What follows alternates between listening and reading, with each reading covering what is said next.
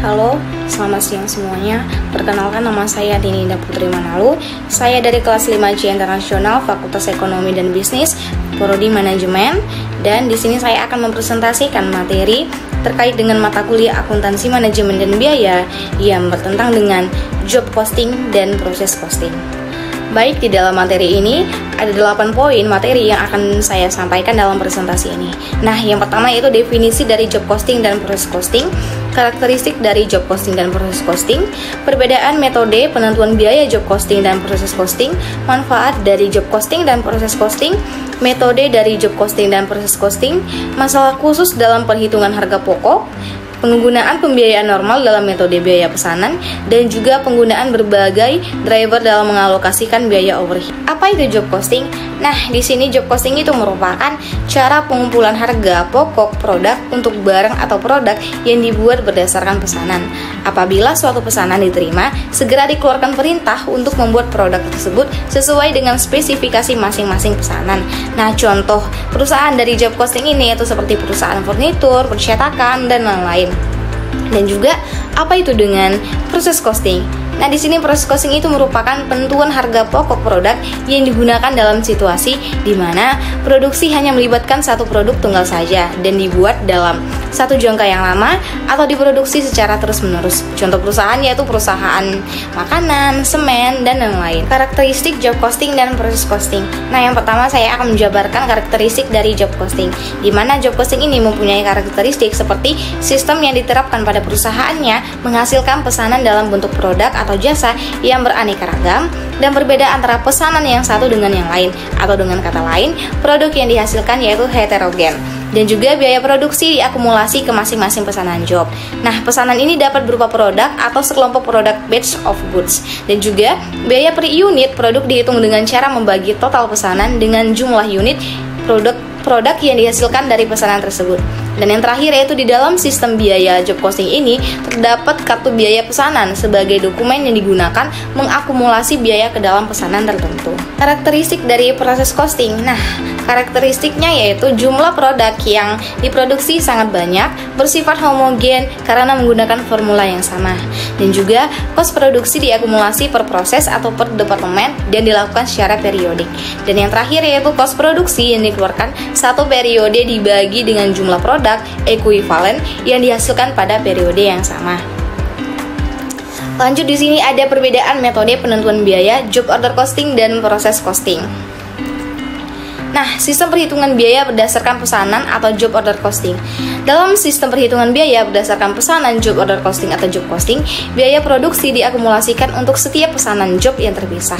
Suatu pesanan adalah output yang diidentifikasikan untuk memenuhi pesanan pelanggan tertentu atau untuk mengisi kembali suatu item persediaan. Nah, hal ini berbeda dengan sistem perhitungan biaya berdasarkan proses, di mana biaya diakumulasikan untuk suatu operasi atau subdivisi dari suatu perusahaan seperti departemen. Dan karakteristik penentuan biaya pesanan ini ada 4. Tujuan sifat produksinya yaitu terputus-putus atau intermittent. Tujuan produksinya untuk memenuhi pesanan, bentuk produksinya sesuai dengan spesifikasi pesanan, dan juga dasar produksinya atas dasar order. Yang kedua ada sistem penentuan biaya berdasarkan metode proses atau proses costing. Nah, penentuan biaya proses adalah suatu metode di mana bahan baku, tenaga kerja, dan overhead pabrik dibebankan ke pusat biaya atau departemen. Biaya yang dibebankan ke setiap unit produk yang dihasilkan ditentukan dengan membagi total biaya yang dibebankan ke pusat biaya tersebut dengan jumlah unit yang diproduksi pada pusat biaya yang bersangkutan. Nah, di sini ada karakteristik dari penentuan biaya proses.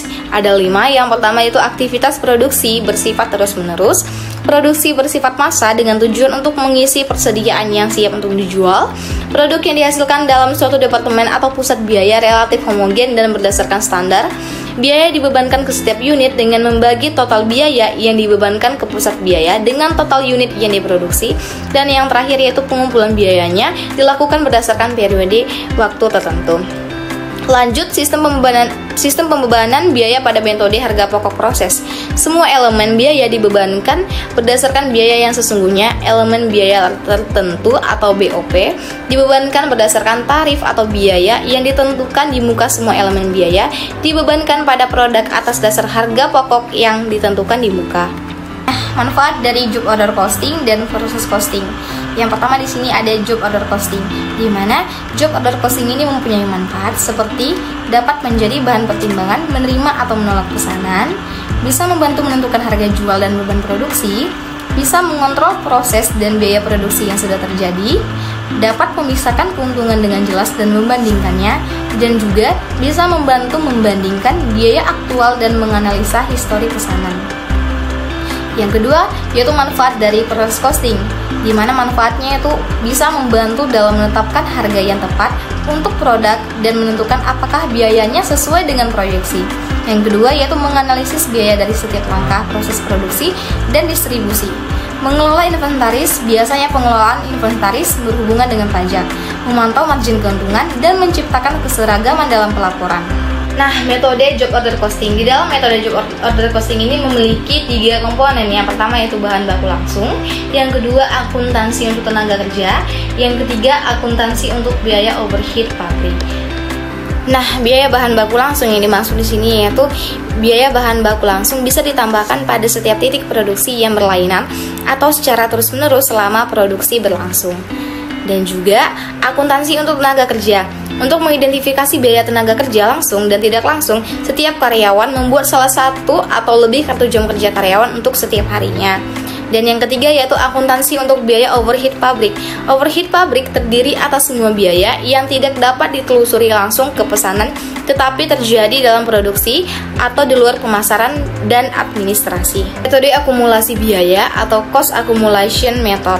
Nah, ada 2 yaitu job costing dan proses costing, di mana job costing ini memproduksi barang yang sangat bervariasi, sedangkan proses costing memproduksi satu atau beberapa barang yang homogene.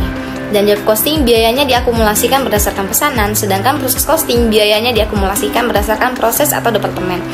Job costing biaya per unitnya dihitung melalui pembagian total biaya pekerjaan dengan unit yang diproduksi untuk pekerjaan tersebut, sedangkan proses costing biaya per unitnya dihitung melalui pembagian biaya proses atau satu periode dengan unit yang diproduksi selama periode tersebut. Dan contoh perusahaan dari job costing ini yaitu perusahaan konstruksi, percetakan, pembuatan kapal, jasa medis, agen periklanan, dan lain-lain. Dan contoh perusahaan dari proses costing yaitu industri kimia, perusahaan pembotolan, plastik, produk makanan, produk kertas, dan sejenisnya. Pengukuran biaya atau cost measurement method. Nah, di sini ada jenis biaya yang digunakan pengukuran biaya atau cost measurement method. Di sini ada 3 jenis biaya yang digunakan: bahan baku langsung, tenaga kerja langsung, dan overhead pabrik. Dan sistem perhitungan biayanya itu perhitungan biaya aktual, di mana bahan baku langsungnya biaya aktual, tenaga kerja langsungnya biaya aktual, dan overhead pabriknya biaya aktual.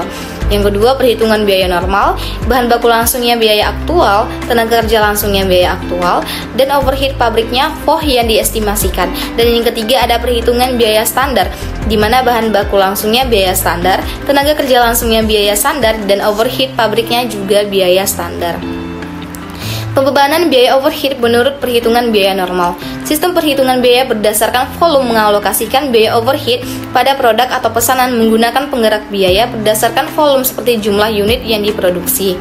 Sistem perhitungan biaya berdasarkan aktivitas mengalokasikan biaya overhead pada produk menggunakan kriteria sebab akibat dengan banyak penggerak biaya, baik berdasarkan volume maupun non-volume. Lanjut, masalah-masalah khusus dalam perhitungan harga pokok. Ada 5, yaitu produknya hilang, produk rusak, produk cacat, tambahan bahan, dan juga barang dalam proses awal. Penggunaan pembiayaan normal dalam metode biaya pesanan, yaitu dalam perhitungan biaya umumnya terdapat 2 cara yang bisa digunakan, yaitu normal costing dan actual costing. Normal costing merupakan suatu cara perhitungan dengan menggunakan dasar biaya yang sudah ditentukan dari overhead periode sebelumnya. Penggunaan berbagai driver dalam mengalokasikan biaya overhead pemicu biaya atau cost driver. Pemicu biaya cost driver menurut Edward J. Bolser, Kung Hasen, dan Thomas Williams tahun 2000 mendefinisikan cost driver sebagai berikut. Nah, yang pertama, cost driver adalah faktor-faktor yang menyebabkan perubahan biaya aktivitas, dan cost driver merupakan faktor yang dapat diukur yang digunakan untuk membebankan biaya ke aktivitas dan dari aktivitas ke aktivitas lainnya, produk atau jasa. Dan juga cost driver merupakan faktor yang dapat menerangkan konsumsi biaya overhead. Nah, jika perusahaan memiliki beberapa jenis produk, maka biaya overhead yang terjadi ditimbulkan secara bersamaan oleh seluruh produk. Hal ini menyebabkan jumlah overhead yang ditimbulkan oleh masing-masing jenis produk harus diidentifikasi melalui cost driver. Baiklah, sekian presentasi dari saya. Saya ucapkan terima kasih dan selamat siang.